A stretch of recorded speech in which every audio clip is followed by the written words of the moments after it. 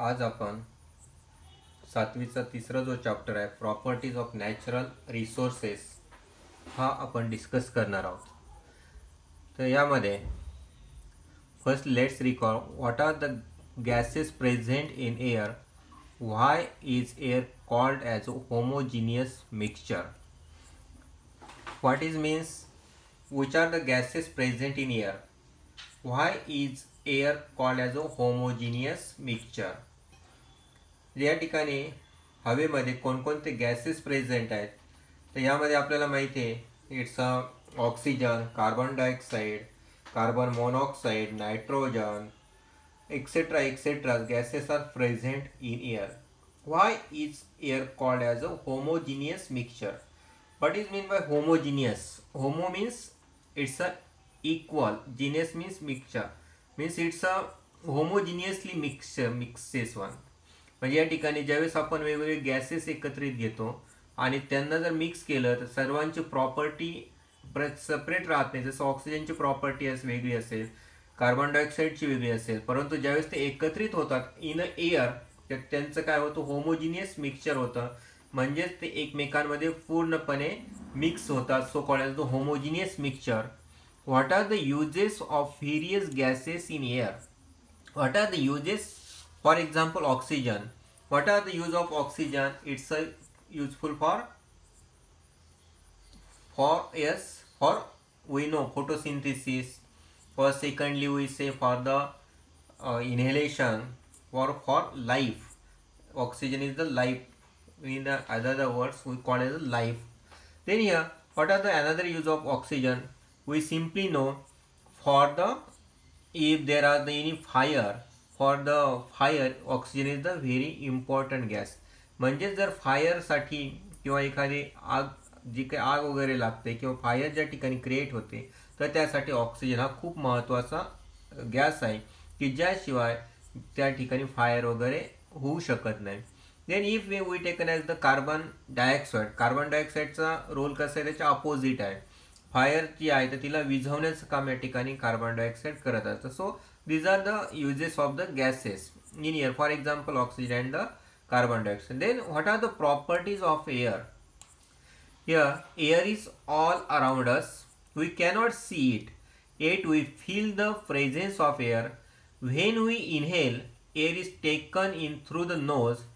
If we blow on our hand through our lips, we can feel the air. So, air is all around us. We know air is all around us. We cannot see it, yet we feel the presence of air. We simply we can feel presence of air when we inhale. If we inhale, air is taken in through the nose. Taken in through the nose. If we blow on our hand through our lips, we can feel the air. For example, if we taken this paper,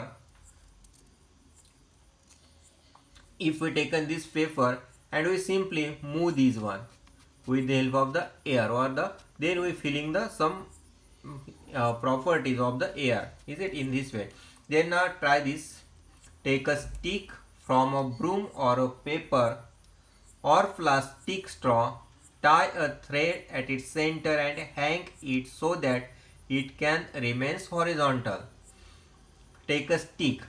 For example, अशा पद्धतीने या ठिकाणी जर stick घेतली आणि तिला काय करायचं, आपल्याला ब्रूम किंवा पेपर किंवा प्लास्टिकचा स्ट्रॉ त्या ठिकाणी बांधायची आहे आणि tie a thread to at centre and hang it so that it remains horizontal. Tie two rubber balloons of the same size at the two ends of the stick. What?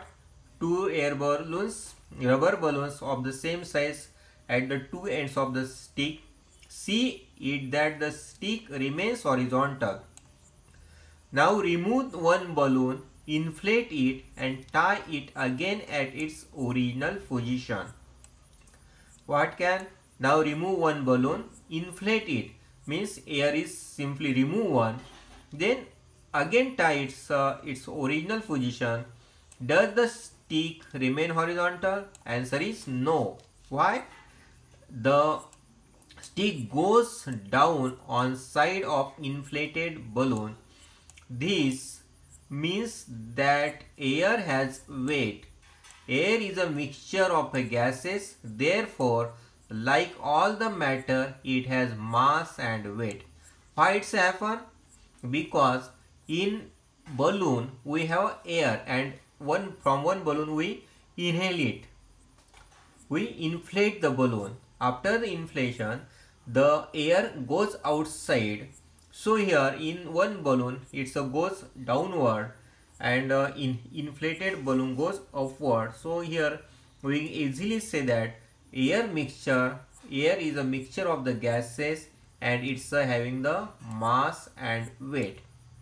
Then second, take an injection syringe without the needle. Pull the piston, pull its pistons and observe it as you do so. What's observe? The piston can be pulled out easily. The piston then remains in that position even if you let it go. Now close the inlet hole of the syringe tightly with your thumb. Pull the piston and let it go. Is the force required to pull out the piston more or less than before? Does the piston remain as it after you let it go? काय करायचं आहे, या पिस्टनवरती पहिल्यांदा आपण ज्यावेळेस ओढतोय या होलमधनं काय होणार, एअर इझिली पास होणार आहे आणि तो पिस्टन इझिली बॅकवर्ड होणार आहे. पण ज्यावेळेस आपण या होलवरती आपल्या एका अंगठ्यानं झाकून ठेवणार आहेत आणि त्यानंतर हे पिस्टन आपण मागे ओढण्याचा प्रयत्न करतोय, तर at that time is the force required to pull out the piston more or less than before. म्हणजे त्या ठिकाणी फोर्स जास्त रिक्वायरमेंट आहे का? निश्चितच. It's a force is required to pull out the piston more one before, as like the before. Does the piston remain as it after you let it go? No, it changes the position. So here the molecules of gases in the air are in constant motion. From this we say the molecules of gases in the air are in constant motion. When these molecules strike a body, they create pressure on that body. This is the pressure of air that we call atmospheric pressure. What is meant by atmospheric pressure? The molecules of the gases in the air are in constant motion. When these molecules strike a body, they create pressure on that body. This pressure is known as the atmospheric pressure. On pulling the piston with the inlet hole of the syringe closed, more space becomes available to the air in the syringe and it becomes rarefied. As a result, the pressure of the air in the syringe is lower. Comparatively, the pressure of the outside air is high. That is why when the pulled out piston is released, it is immediately pushed in.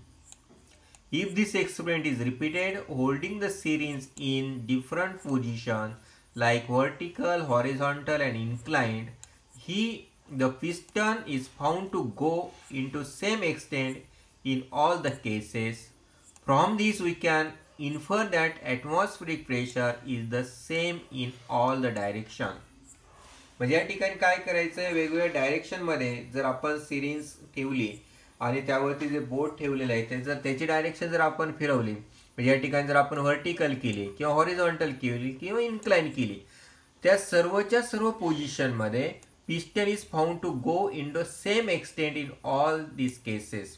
From this condition we simply say atmospheric pressure is the same in all directions. आतापर्यंत आपण दोन गोष्टी या ठिकाणी पाहिल्यात की atmospheric pressure या ठिकाणी असतो आणि ॲटमॉस्फेरिक प्रेशर कसा आहे, सेम इन ऑल डायरेक्शन्स. तो सगळ्याच्या सगळ्या डायरेक्शनला कसा असतो, सेम असतो. Is there any atmospheric pressure on the moon?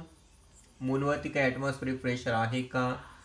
तर तिथं आपण निश्चितच काय म्हणू शकतो, नो. कारण की त्या ठिकाणी काय एअर नाही आहे, एअर त्या ठिकाणी आपल्याला दिसत नाही. म्हणजे त्या ठिकाणी एअरचं जे मिक्सचर आहे ते वेगळ्या पद्धतीने आहे, त्यामुळे ॲटमॉस्फेरिक प्रेशर असला तर तो कसा आहे, खूप कमी आहे. Do you know, under ordinary conditions atmospheric pressure at the sea level is about 1,01,400 newtons per square metre. It can be measured with the help of barometer. As we go higher the above sea level, atmospheric pressure decreases. या ठिकाणी महत्त्वाचे condition, ordinary condition जर असेल तर त्यावेळेस जो काही C level आहे तर सी लेवलला किती प्रेशर आहे, atmospheric pressure 1,01,400 newtons per square metre हा त्या ठिकाणी प्रेशर असतो. आणि जसं जसं आपण उंचावरती जाऊ तर त्या वेळेस काय होतो, हा प्रेशर डिक्रीज होतो. आणि हा जो ॲटमॉस्फेरिक प्रेशर आहे तर तो कशाच्या मदतीने मोजला जातो, बॅरोमीटरच्या मदतीने तो मोजला जातो. A little fun, what's, place a piece of cardboard on the mouth of a glass filled completely with water. Holding the cardboard firmly in the place with one hand, invert the glass quickly. Take your hand away from the cardboard. What do you see? काय करायचं आहे, एक पूर्ण glass पाण्याने भरायचा आहे, त्यावरती एक कार्डबोर्ड ठेवायचा आहे आणि कार्डबोर्डवरती हात ठेवायचा आणि फास्टमध्ये तो काय करायचा, इन्व्हर्ट करायचा, असं फिरवायचा आहे. एकदा की फिरवला मग त्यात आणि फास्टमध्ये काय करायचं आहे, आपला हात तिथनं काढून घ्यायचा आहे. तर काय होणार आहे, कार्डबोर्ड खाली पडेल का, तर नाही, त्या ठिकाणी कार्डबोर्ड खाली पडत नाही. का नाही पडत, कारण की ॲटमॉस्फेरिक प्रेशर त्या ठिकाणी वर्कआउट होतो आणि ॲटमॉस्फेरिक प्रेशर वर्कआउट झाल्यामुळे या ठिकाणी तो प्रेशर काय करतो, कार्डबोर्डला पुश करतो. त्याच वेळेस आतमध्ये सुद्धा प्रेशर तयार झालेला असतो, तो काय करतो, पाण्यात जो प्रेशर तयार झालेला असतो तिथली जी हवा असते तर त्या प्रेशरमुळे तो खाली पडत नाही.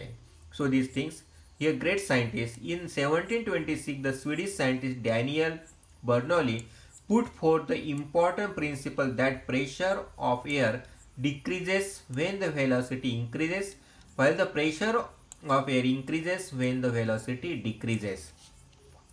If a body moving through air, the air pressure decreases perpendicular to the direction of the motion, and then the air in its surroundings flows rapidly from higher pressure to a lower pressure. What is this? Daniel Bernoulli in 1726 he gives the one important principle that the pressure of air decreases when the velocity increases.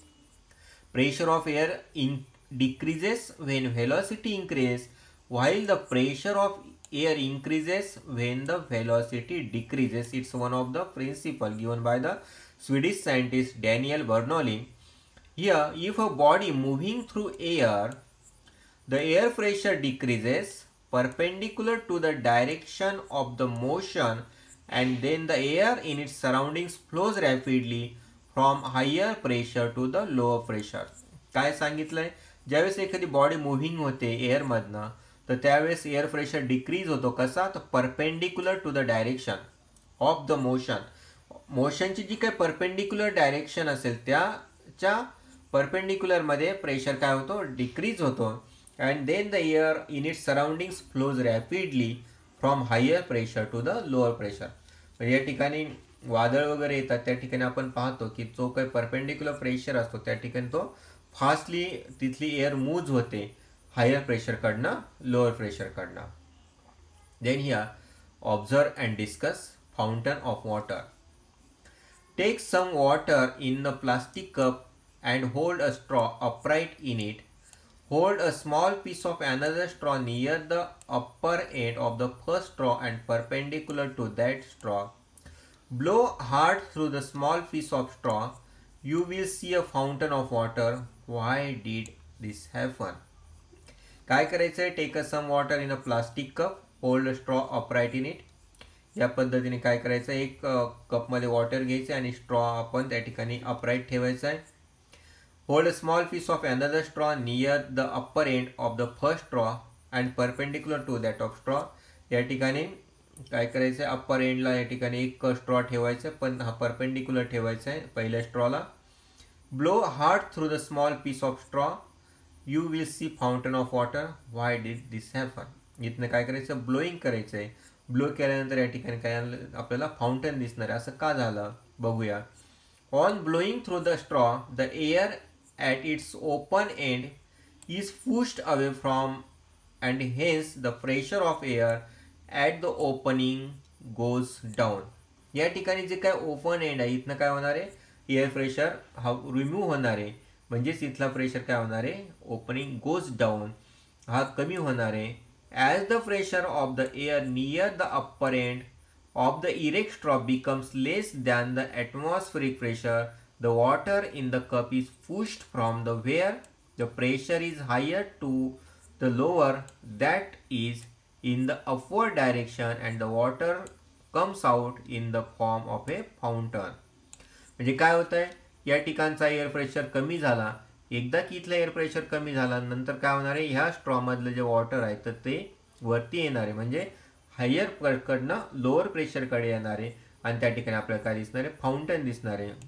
The more forcefully you blow the higher will be the fountain. The straw fountain works on Bernoulli's principle. बर्नॉलीजचं principle आपण पाहिलं आहे की हायरकडनं लोअरकडे या ठिकाणी pressure move होतो, तर त्या प्रिन्सिपलवरती या ठिकाणी काय होते, हा वर्कआउट करतोय. Effect of the pressure. Use your brain. What is the effect of increased temperature on the presence of air? या ठिकाणी जर टेम्परेचर इन्क्रीज झालं तर त्याचा या ठिकाणी कशा पद्धतीने इफेक्ट होणार आहे हे आपल्याला या ठिकाणी पाहायचं आहे. When there exists a difference in the air pressure of two different places, the air starts flowing from the place of higher pressure to the place of lower pressure. At such times we feel a breeze or wind blowing. Thus winds are effect of the difference in air pressure. You will learn more about this in lesson called winds in geography. Geography मधला जो winds chapter आहे त्यामध्ये याबद्दल जास्तीत जास्त माहिती आपल्याला मिळणार आहे. काय आहे की या ठिकाणी आपल्याला वारा वाहताना दिसतो किंवा या ठिकाणी वी फील द ब्रीज किंवा विंड ब्लोईंग आपल्याला या ठिकाणी दिसतं. का तर एका ठिकाणी आपण पाहतो की हाय प्रेशरकडनं लो प्रेशरकडे जर एअर वाहत असेल तर त्याला आपण या ठिकाणी अशा पद्धतीने आपल्याला फिनॉमिनॉन वगैरे ऑब्झर्व होतात आणि हे फिनॉमिनॉन आपण जिओग्राफीमध्ये शिकू शकतो, जो विंड्स हा चॅप्टर आहे त्यामध्ये. Take ice cubes in a glass up to 3/4 of its height. Now observe what happens. How did the water droplets appear on the outside of the glass. या ठिकाणी असं का होतं की आईस क्यूब जर घेतले आपण ग्लासमध्ये ठेवले आणि ते नंतर काही वेळाने पाहिलं तर साईडला आपल्याला वॉटर जमा झालेलं दिसतं. Why? Due to ice cubes in the glass the air surrounding the glass cools down. As the water vapours in this air cools down it condenses and get transformed into water. This is water that collects on the outer surface of the glass. काय होतं आहे, as the water vapours in this air cools down. यामध्ये काय होतं, water vapours cools होतात आणि त्या काय होतात, साईडने त्या ठिकाणी कंडेन्स होतात आणि त्या ठिकाणी त्या जमा होतात, transfer into the water. In this way it collect the outer surface of the glass. The level of humidity is different in different places. Humidity जी आहे ज्याला आपण आर्द्रता म्हणतो ती वेगवेगळ्या ठिकाणी आहे. Similarly the humidity levels also change from time to time during the period of a single day. एका दिवसामध्ये वेगवेगळ्या वेळेस ती ह्युमिडिटी कमी जास्त होत असते. The level of humidity of the air is determined by its capacity to hold water vapour during the night or at dawn. When the temperature of air is low the capacity to hold the vapour is less. At such times, the excess vapor is transformed into water droplets. This is what we call dew. काय होतं की प्रत्येक ठिकाणी humidity सुद्धा वेगवेगळ्या capacity वेगवेगळी आहे, water holding capacity वेगळी असते. तर नाईटला किंवा जर पहाटे जर आपण पाहिलं तर टेम्परेचर कसं असतं, कमी असतं. अशा वेळेस वॉटर होल्डिंग कॅपॅसिटी सुद्धा कमी असते वेपरची. तर त्यावेळेस जे काही एक्सेस वेपर्स आहे ते काय होतं, ट्रान्सफॉर्म इंटू वॉटर ड्रॉपलेट्स. त्याला आपण काय म्हणतो, ड्यू म्हणतोय किंवा त्याला आपण दवबिंदू असं या ठिकाणी म्हणत असतो. In the afternoon when the temperature When the temperature of air is high, the capacity of the air to hold the moisture also increases. Then compared to its full capacity to hold water, the proportion of moisture in the air is less and we feel that the air is dry. Air is dry असं आपल्याला दुपारच्या वेळेस आपण म्हणतो की खूप dryness आहे एअरमध्ये. का तर वॉटर होल्डिंग कॅपॅसिटी खूप जास्त त्या ठिकाणी वाढलेली असते, कारण की टेम्परेचर वाढलेलं असतं. तर मग त्यामुळे तर त्या ठिकाणी निश्चितच कॅपॅसिटी जास्ती फुल कॅपॅसिटी आहे, त्या पद्धतीने तिथं प्रपोर्शनमध्ये मॉइश्चर नसतं. त्यामुळे एअरमध्ये मॉइश्चर नसल्यामुळे ती एअर कशी वाटते, ड्राय वाटते. The proportion of water vapours in the air is high during the monsoon and in the coastal areas. As a result we feel the dampness or humidity. Monsoon मध्ये साधारणतः जे काही coastal areas आहे तर त्या ठिकाणी water वेपर्सचं proportion हाय असतं, त्यामुळे त्या ठिकाणी डॅम्पनेस किंवा ह्युमिडिटी आपल्याला जाणवते. In a summer wet clothes are quickly but in the rain they do not. Why this is this so? आपण उन्हाळ्यात पाहतो की कपडे काय होतात, सहज खूप लवकर वाळतात, परंतु पावसाळ्यात ते वाळत नाही. आपण इझिली म्हणू शकतो. का तर समरमध्ये ह्युमिडिटी जे समरमध्ये आपण जर पाहिलं तर ह्युमिडिटी कमी असते किंवा तिथलं मॉइश्चर कमी असतं, टेम्परेचर जास्त असतं आणि त्यावेळेस जास्तीत जास्त त्या ठिकाणी ह्युमिडिटी ॲब्सॉर्ब होऊ शकते. परंतु उन्हाळ्यात पावसाळ्यात त्या पद्धतीने नसतं, तिथे ह्युमिडिटी जास्त असते. So this one, use your brain power. Dip an uncorked inverted empty bottle in a slanting position into the water in a wide container. What do you observe? काय ऑब्झर्व करतात? या पद्धतीने जर आपण त्या ठिकाणी हे केले तर आपल्याला दिसतं की पाण्याचे वॉटरचे एअरचे बबल्स आपल्याला या ठिकाणी बाहेर येताना दिसतात. का असं होत आहे? What changes takes place in the balloon on filling air in it. Air त्यामध्ये फील केली तर काय त्या ठिकाणी चेंजेस होत आहेत हे आपण या ठिकाणी पाहू शकतो. We come to know from the activities about that air has properties like occupying space, having certain volume, having mass and weight. याच्यावरून आपल्या लक्षात येतं की त्याच्यामध्ये काही विशिष्ट प्रॉपर्टीज आहेत. त्यामध्ये व्हॉल्यूम आहे, मास आहे, वेट आहे. Air is a mixture of very fine particles of some gases, dust, smoke and moisture. मग एअर म्हणजे काय? It's a very fine mixture or it's a mixture of very fine particles of some gases. काही gases आहेत, dust particles आहे, smoke आहे आणि moisture आहे, यांच्यापासून एअर बनलेले आहे. When rays of a light fall on these minute particles, these particles spread the light in all directions. This natural phenomenon is called as the scattering of light. ज्यावेळेस लाईटचे particles किंवा जे लाईटचे raise आहेत तर ते रेज ज्यावेळेस ह्या पार्टिकल्सवरती पडतात तर त्यावेळेस हे जे लाईट्स आहेत, हे लाईट्स काय होते, सगळ्या डायरेक्शनला स्प्रेडिंग होते आणि यालाच आपण नॅचरल फिनॉमिनॉन म्हणतो, scattering of light. Okay, thank you. पुढचा जो पार्ट आहे तो आपण उद्या लेक्चरमध्ये डिस्कस करणार आहोत. Please share, like and share, like and subscribe our channel Dr. Chandrakant's Ambition Academy. Thank you.